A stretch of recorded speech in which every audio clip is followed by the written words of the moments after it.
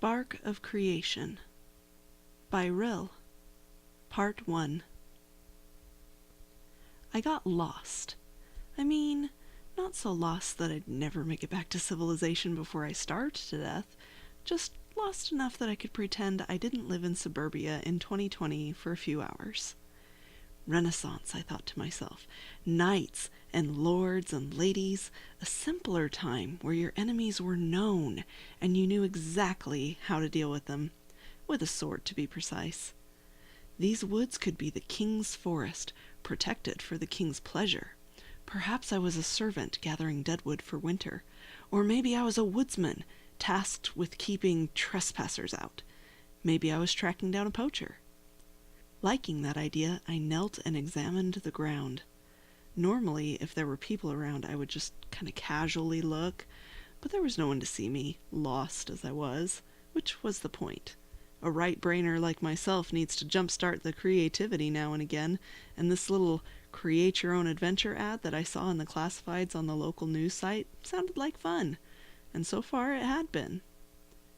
We met at the park, were given some packs, and then ushered onto a bus for a 2-hour drive to the closest national park.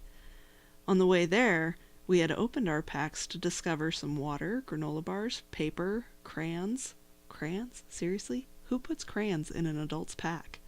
A pocket knife, a flashlight, and some rope. Upon arrival at the park ranger station, we were given a few hiker safety instructions and then told to simply wander and go have an adventure. This was an exercise meant to help us jumpstart our creativity. So I tried not to feel silly as I squatted and began poking around at the leaves and dirt on the ground.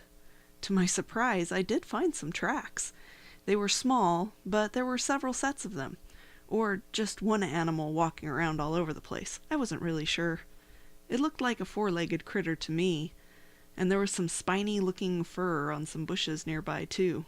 Maybe it was a raccoon? Or a porcupine? Or a hedgehog? Maybe a prickle of hedgehogs.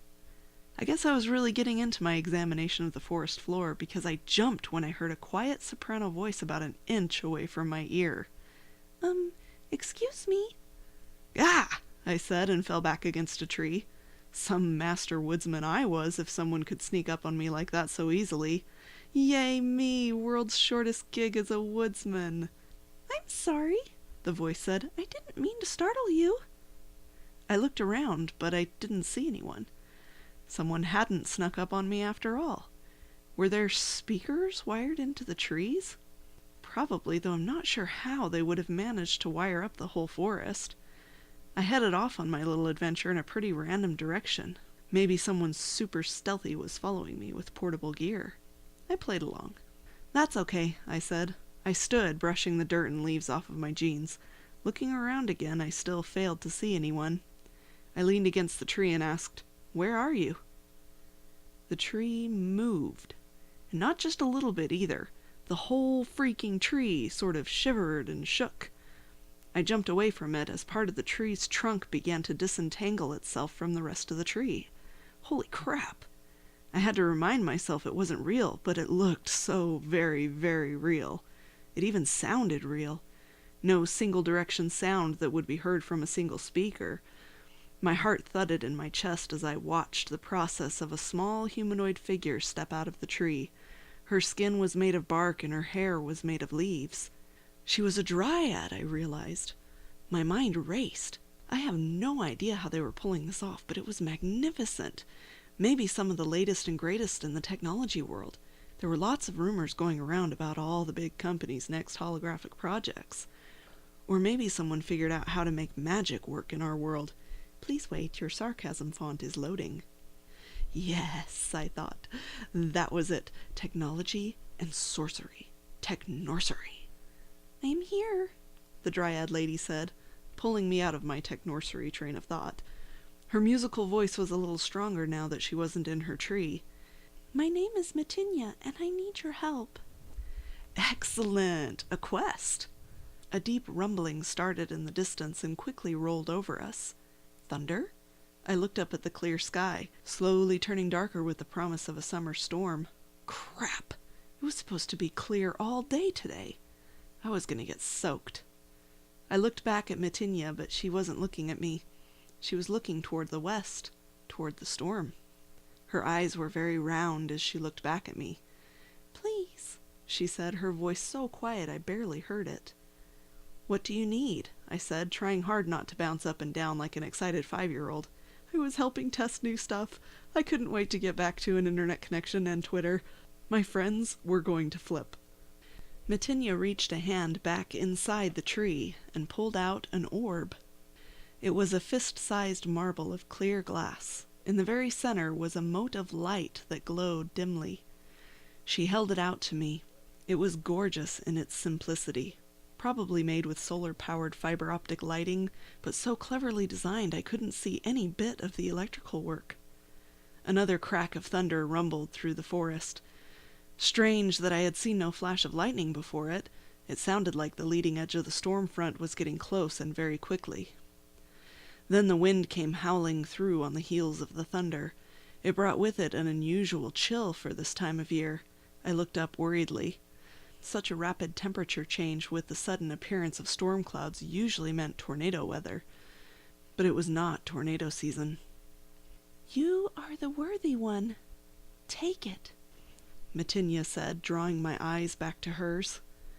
I found I could not look away, even when another boom shook the ground and made me think that the lightning strike could not have been very far away. I felt that she stared right into my soul. She let go of the orb, dropping it right into my outstretched hands. Then I was released from Matinya's gaze. I blinked and looked down at my hands. I didn't remember lifting them up to take the orb. The orb felt warm and comforting. It continued to glow, soft and steady. It seemed all the brighter now as the sky was getting darker and darker. "Now," Matinya said, "run." What?" I said, wittily. "Run," she said more forcefully. Still, I didn't move, confused. This wasn't much clear direction for an adventure. Run where, and why? "Run!" she yelled at me, throwing her hands up as if I were a bronco that needed encouragement to get out the open gate. Startled, I took a step back from her. My hair stood on end, and I felt prickly all over. Suddenly, I was afraid. Didn't I read somewhere that this feeling meant lightning was going to strike nearby? Matinya turned away from me and started gesturing with her hands. I didn't stay to watch it, though a part of me wanted to. I just turned and started to run. I'd only gotten about a dozen yards when I heard her scream. Then there was a brilliant flash of light, a booming roar, and I was knocked off my feet. The roar was so loud it was painful. After a moment I realized the noise was gone, but my ears were still ringing. I tried to get to my feet, but I couldn't even make it to my knees. I was dizzy. That lightning was real. Not, I was sure, intended as part of the game. I held still for a few minutes and the world eventually stopped spinning. Some of my hearing returned too, though there was still a ring and a roaring. Shakily I got to my feet. Clutching the orb tightly in one hand, I turned back to Matinya. She stood exactly where she had been, silhouetted by the light of her tree. Her burning tree. It must have been struck by the lightning. "Run!" Matinya screamed, though she was not facing me. She raised her hands and a transparent wall of green light appeared in front of her. From the flames of her tree a great beast rose. It roared, sounding like all the thunder in the world. I stifled a half-terrified, half-excited giggle. It looked like a Balrog from Lord of the Rings. "Run!" Matinya screamed again, startling me into motion. Her voice was filled with such anguish that it twisted my gut, but I couldn't get my feet to move right. I turned and lurched a few steps, then looked over my shoulder again. I was just in time to see the wannabe Balrog bring both fists down on Matinya's wall and shatter it. She fell, and the beast raised its fists again to bring them slamming down on Matinya's body. I flinched and looked away, deciding I didn't want to see if the gore of death in this hollow projection was as detailed as the rest of it had been so far. Obviously, this was the bad guy, but I didn't know how to beat him yet, so I ran away, still not sure of what direction I should be going. The thunder rumbled by me again, then again, and again. It wasn't long before I felt like the thunder was chasing me. A quick glance over my shoulder and I could see the glow of fire behind me. The beast may or may not be making the noise, but it was certainly chasing me. Then the rain started to pour down in sheets. I was soaked almost instantly. I heard the monster shriek and howl. I grinned. Fire and water really don't mix. I know this was supposed to be a brand new event and possibly a beta test for some epic new software, but it seemed very polished to me. No kinks other than me not being clear on where to run. The team that was working with whatever technorsery they were using were able to adapt it and change it in real time to keep up with the actual weather. That lightning strike was real enough, knocking me off my feet as it had. Just about scared the crap out of me too, but that crack team had taken that event and shaped it into something they could use for my adventure. Absolutely amazing. So there I was, jogging through the rain in the middle of the woods, grinning like a fool, when a hand shoots out of nowhere and grabs me. To be continued. I hope you have enjoyed this production of Spark of Creation. For more stories, please visit rilscorner.com.